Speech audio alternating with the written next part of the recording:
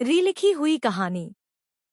शांत और सजे धजे हवेली के भीतर उस रात कुछ ऐसा होने वाला था जिसने पूरे परिवार की नींव हिला दी।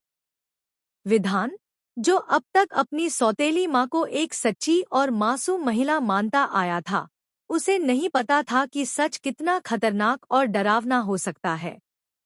लेकिन किस्मत ने ठान लिया था कि अब विधान की आंखों से वह पर्दा हटेगा जो बरसों से उसकी जिंदगी पर पड़ा हुआ था।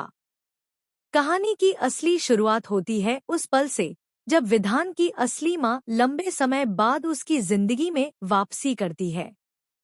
वर्षों से खोई हुई, लापता सी समझी जाने वाली वह महिला अचानक से हवेली के बाहर खड़ी दिखाई देती है। उसकी आंखों में बेटे के लिए दर्द है और दिल में एक आग जो बस सच को सामने लाने के लिए जल रही है। उसके हाथ में है एक सीसीटीवी की रिकॉर्डिंग जिसमें वो सब कुछ कैद है जो विधान की दुनिया को पूरी तरह से बदल देगा।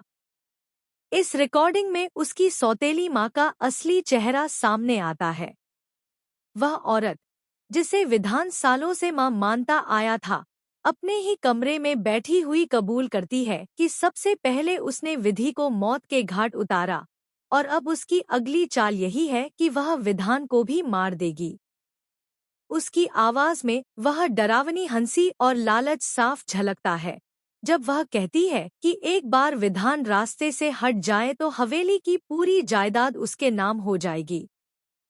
असली माँ यह सब सुनकर सन्न रह जाती है, मगर वह डरती नहीं, बल्कि अपने मोबाइल में यह कबूलनामा रिकॉर्ड कर लेती है। उसके मन में बस एक ही बात होती है, अब समय आ गया है कि उसका बेटा सच्चाई जाने और उस औरत को उसकी असल औकात दिखाई जाए। सुबह का वक्त। हवेली का माहौल हमेशा की तरह शांत होता है। विधान अपनी सौतेली माँ के सामने बैठा नाश्ता कर रहा होता है। तभी दरवाजा खुलता है और वहां उसकी असली माँ खड़ी होती है।